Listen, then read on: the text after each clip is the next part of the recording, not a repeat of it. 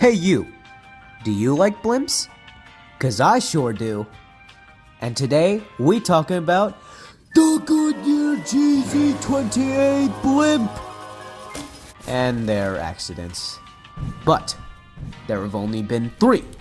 So, let's get into it. So, before we get into the whole crashing business, let's see what the Goodyear GZ28 blimp is in all its glory. The Goodyear GZ28 is a non-rigid airship by design. This means it has no internal frame, so it is essentially a massive, expensive balloon filled with 202,700 cubic feet of helium. Though it's worth noting that you use helium, not hydrogen. As helium may be a little heavier, but helium is non-flammable, and we know how hydrogen-filled balloons have gone. Yeah, not good. Because hydrogen is flammable, and that's a horrible idea. Beep. Beep. Okay. The GZ28 was introduced into service of Goodyear in 1969 and was retired 2014 in place of the new Zeppelin NT model. The GZ28 is powered by two 210 horsepower reciprocating propeller engines and makes use of tail fins for directional control. This mega 12,840-pound Tonka of an aircraft can carry a whopping 7 passengers. That's right. With a blistering max speed of 50 miles per hour at a service ceiling of 7,500 feet, you can travel to your heart's content. Well, anywhere for a max flight time of 23 hours, that is. You might be wondering, is this thing safe? And the answer is yes. Yes, it is. Modern blimps are actually pretty safe. There has only ever been 3 accidents of the GZ28 in its long service history, with 0 deaths. All 3 accidents were actually due to human failure and not mechanical failure. The issues come when trying to land the big boy blimp. It is so light that when winds are present, it becomes a challenge to get the blimp to the mooring mast and hangar to rest. So let's examine the accidents, how they happened, and what we can do to learn from them. To show you how safe blimps are, I'm gonna drink all this buffalo sauce. Bro, there's no way. There is no way. There's no way you drink all that sauce. It was good. Blimps are safe. What the f-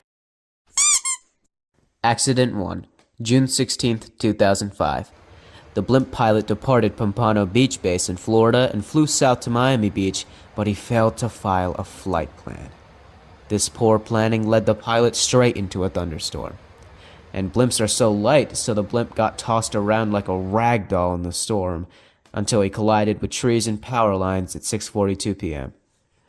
The pilot sustained no injuries as the blimp acted as a cushion in the crash. The blimp, though, had substantial damage, with a torn envelope and damaged right propeller and lower fin.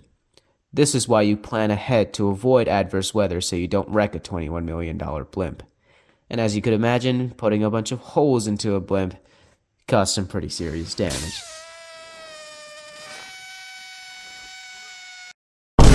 Accident 2, December 3rd, 2003. There was a minor injury. This one was a series of unfortunate events is all. The blimp was coming to land at Gardena, California, when the crew members and the pilot had a case of miscommunication. The crew members pulled on the nose's lines right as the pilot pushed the blimp's nose down, and the combined downward forces crashed the blimp straight into a fence at the landing field. There was a minor injury to the sole passenger was all, though the blimp had substantial damage. This goes to show how important communication between ground and the pilot is, as coordination is key to success.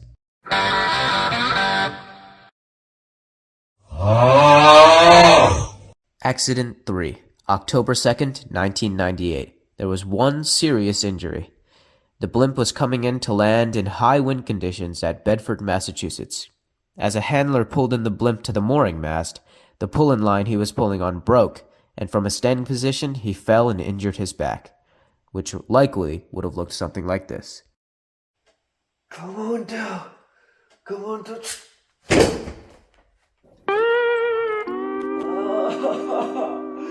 My ears burn.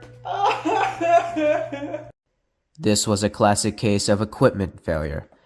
and regular equipment inspections would have avoided something like this. Here is a list for us to remember. Always inspect your aircraft correctly before flight. Always communicate with all your crew accurately. And to always thoroughly plan out your flights before departure. Just like Susie here. Be like Susie. A quick little demonstration. We got a blimp right here. Let's see if this works. Ma! Ma! Ma, you gotta come see this. This thing is floating. I'm using the force. Get that thing out of here! You